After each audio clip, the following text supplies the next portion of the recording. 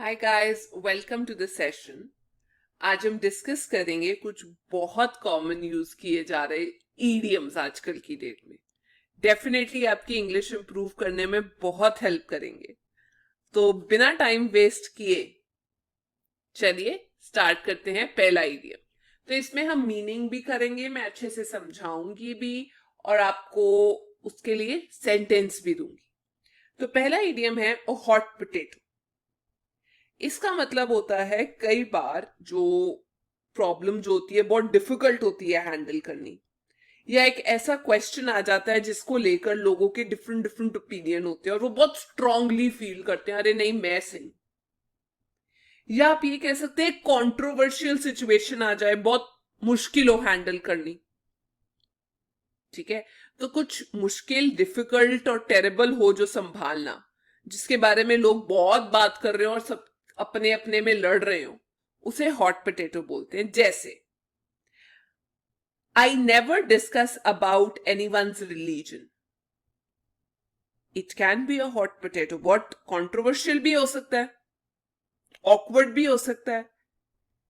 या हम ये बोल सकते हैं the government's decision to curb benefits, रोकना benefits to some sections of society is like a hot potato. अब सब लोग, कुछ लोग इसे एक्सेप्ट कर रहे हैं, कुछ लोग नहीं एक्सेप्ट कर पा रहे।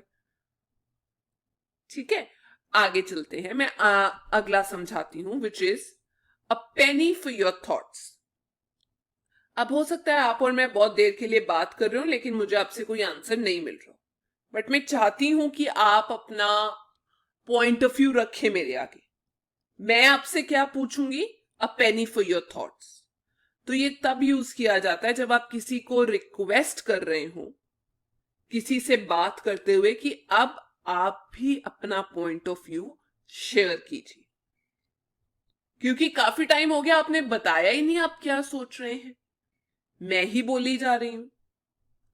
जैसे दो एग्जाम्पल्स देती हूं। You have been quiet for a while. A penny for your thoughts. कितनी देर से चुप हैं? A penny for your thoughts.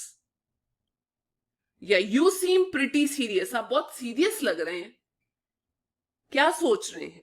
A penny for your thoughts. या फिर यू सीम प्रिटी प्लीज्ड, आप काफी खुश लग रहे हैं। A penny for your thoughts. अगला, ये तो आप लोगों ने जरूर सुना होगा, action speak louder than words. इसका मतलब ये है कि आपके करने में ज्यादा इंपॉर्टेंस जाहिर होती है, झलकती है, एज कंपेयर्ड कि आप बोली जाए। तो मतलब ये, कुछ कर दिखाना काफी बेहतर है सिर्फ बोलने से। आपके जो एक्शंस हैं वो बहुत सिग्निफिकेंस रखते हैं, आपके वर्ड्स से ज्यादा रखते हैं। तो इट्स बेटर कि आप कुछ करें बोलने के अलावा। For example, you always speak of importance of charity. आप हमेशा चैरिटी की बात करते हो बट कुछ करते तो हो नहीं, but never do anything. Action speak louder than words. या फिर it's no use sitting and speaking of success. अरे ये ऐसे हो जाएगा, ऐसे हो जाएगा, ये हो जाएगा। You have to act on it. Remember, action speak louder than words. अब चलते हैं अगले ईडियम की तरफ। वो है add injury, sorry add insult to injury. अब किसी के चोट लगी हुई, आप उसके ऊपर जाकर नमक रगड़ रहे हैं, मतलब पूरी सिचुएशन को और भी ज्यादा खराब कर रहे हैं, वर्स कर रहे हैं।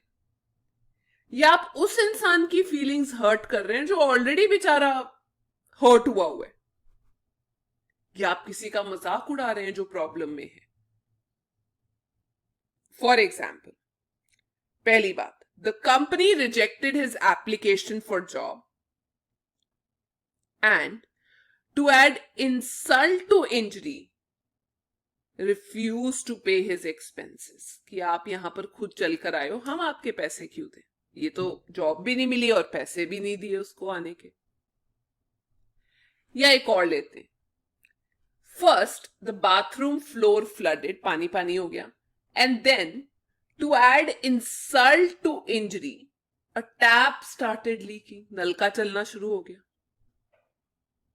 या आप बोल सकते हैं first they lost the match and then to add insult to injury one of the players was suspended for cheating. ना केवल मैच हारे बल्कि उसके बाद एक प्लेयर को भी सस्पेंड कर दिया कि अरे आप चीटिंग कर रहे थे.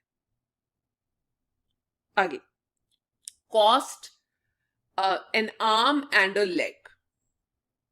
तो इसका मतलब ये होता है, आप यहां पर कॉस्ट भी लिख सकते हैं, cost an arm and a leg, जिसका मतलब ये होता है बहुत एक्सपेंसिव. मतलब आपको it will cost a Fortune, मतलब जिंदगी लग जाएगी वो पूरा करने के लिए विश अपनी. बहुत ज्यादा प्राइसी कोई चीज. For example I say I would like to have a new house but it may cost me an arm and a leg. या फिर आप इंसान को देख लीजिए, ये देख रहे हैं एक प्यारी सी dress, this is a lovely dress but it cost me an arm and leg. या आप ऐसे लिख सकते हैं the show is excellent but the tickets cost an arm and a leg. Right, चलिए आगे चलते हैं. अगला है at the drop of a hat. एकदम से हल्का सा सिग्नल मिला नहीं और हम तैयार हो गए इमीडिएटली, मतलब कुछ सोचना ही नहीं, डिले करना ही नहीं, हेजिटेशन के बिना, बिना किसी प्लानिंग के, बिना किसी ऑब्वियस रीजन के, बस तैयार हो जाना या कुछ काम कर देना, बस for the heck of doing it. जैसे for example we have a situation जहां पर आज की डेट में अगर हमें लगता है कि पहले कानून नहीं इजीली बनते थे, लेकिन अब हमें लगता है कि अगर कानून जो है या लॉज जो है वो लोगों के लिए काम नहीं कर रहे उनके फेवर में, तो government at the drop of a hat उसको बदल रही है, चेंजेस आ रहे हैं. या मैं आपको बोलूं कि if you need my help I will come at the drop of a hat. या आप बोल सकते हैं people file lawsuits, complaints at a drop of a hat these days. इसने ये कर दिया वो कर दिया. राइट, अब बोलना तो नहीं चाहिए बट डेफिनेटली गर्ल्स जो हैं they are ready to go shopping at the drop of a hat. Next अगला है back to the drawing board. अब इसका मतलब ये होता है कि आप जीरो से दोबारा स्टार्ट कर रहे हैं, आप प्लानिंग स्टेज पे दोबारा जा रहे हैं, या आप दोबारा से सब चीज प्लान कर रहे हैं क्योंकि आपका एक अटेम्प्ट फेल हो गया है, आप दोबारा से उसको अटेम्प्ट करना चाहते हैं. तो back to the beginning because अभी का अटेम्प्ट अनसक्सेसफुल रहा. For example my experiment was a failure so I am back to the drawing board. या आप ये बोल सकते हैं if our proposal is not accepted we'll go back to the drawing board. या आप ये बोल सकते हैं the client rejected all our proposals so the boss asked us to take the project back to the drawing board कि दोबारा से समझो क्या बात हुई है, क्यों हमारे क्लाइंट को हमारा प्रोजेक्ट पसंद नहीं आया.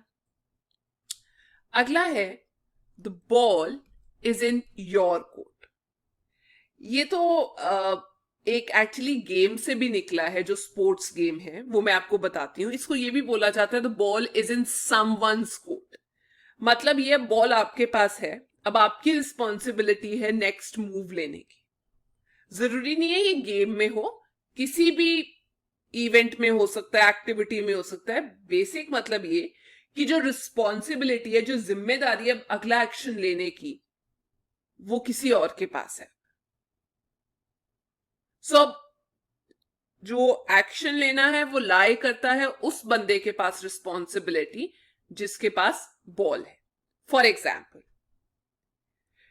We did what we could. हम जो कर सकते थे किया. Now the ball is in your court. या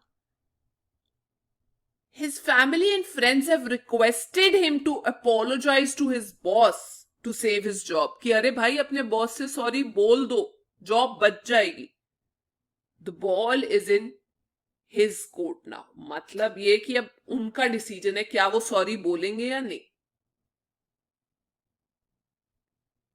या फिर आप ये बोल सकते हैं कि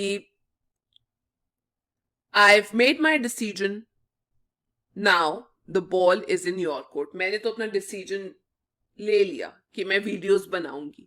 अब बॉल आपके कोर्ट में है कि आपको कितनी समझ में आ रही है और पसंद आ रही है. ये एक्चुअली पता है कहां से निकला है? ये सिंबल बॉल का स्पोर्ट्स वर्ल्ड से आया है. टेनिस बॉल हो सकता है, बास्केटबॉल हो सकता है. मतलब ये कि अगर बॉल आपके पास आ चुकी है तो और आप अपने कोर्ट में हैं, तो अब आपकी रिस्पॉन्सिबिलिटी है उसको दूसरी साइड पे फेंकना और उससे just get rid of it. अगला चलते हैं, barking up the wrong tree. कई बार ऐसा होता है कि आप बोलते रहते हैं लेकिन आप गलत इंसान को बोल रहे होते हैं. मतलब waste one's effort by pursuing the wrong thing और पाथ. मतलब गलत डायरेक्शन में जाना, to make the wrong choice, take a wrong approach to something. किसी चीज पे गलत अप्रोच लेना. या मेक अ मिस्टेक और एन एजम्पशन कि यार हम तो सही ट्राई करने की कोशिश कर रहे हैं लेकिन पता चले आप तो किसी रॉन्ग डायरेक्शन में जा रहे हैं. तो इसको हम ये भी बोलते हैं be barking up the wrong tree. कहने का मतलब ये कि आप गलत चॉइस या गलत डिसीजन ले रहे हैं. फॉर एग्जाम्पल, कई बार ऐसा होता है कि I think they are barking up the wrong tree by focusing on the problems they have. They should focus on the solution instead. मतलब वो अपनी प्रॉब्लम्स के ऊपर ही बोली जा रहे हैं. अरे सोल्यूशन के ऊपर बोलिए. या एक इंटरेस्टिंग वाला, The police were barking up the wrong tree by trying to prove that person guilty कि ये जिम्मेदार है. He was nowhere near the crime. अरे यार तुम गलत इंसान को क्रिमिनल डिक्लेयर कर रहे हो, वो तो वहां पे था ही नहीं. तो एक्चुअली ये जो फ्रेज है, ये जो इडियम है, ये यूएस में आया था कि जब कई बार क्या होता था, जो हंटिंग डॉग्स होते हैं वो भौंकते भौंकते एक पेड़ के पास चले जाते थे गलती से, क्योंकि उनको ये लगता था कि जो हमारा शिकार है वो यहीं पे छुपा हुआ है. वो उनकी गलती थी, तो वो गलती का एक इडियम बना दिया गया है.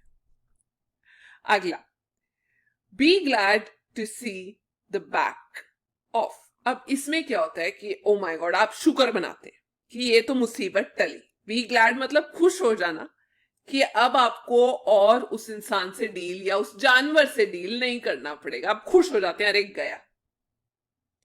क्योंकि आपका जो उनके साथ एक्सपीरियंस था कुछ ज्यादा खास नहीं था. अब वो चले गए हैं तो आप खुश हैं. ना केवल इंसान, बल्कि जब आप कोई प्रॉब्लम भी खत्म हो जाती है क्योंकि आपको पसंद नहीं थी, तो खत्म होने के बाद आप खुश हो जाते हैं. सो इट्स यूज्ड जब कोई अनप्लेजेंट एक्सपीरियंस खत्म हो जाता है. For example, after my boss made my life difficult for years, he finally left the company. I was glad to see the back of him. चलो गया. या फिर, when he is angry, I love to see the back of my dad. जब dad गुस्से में होते हैं तो मैं तो पसंद करती हूँ कि वो निकल जाएं, वरना मुझे डांट पड़ जाएगी. So ये थी कुछ इंपॉर्टेंट इडियम्स. अगर आपको पसंद आई तो प्लीज कमेंट कीजिएगा. Thank you.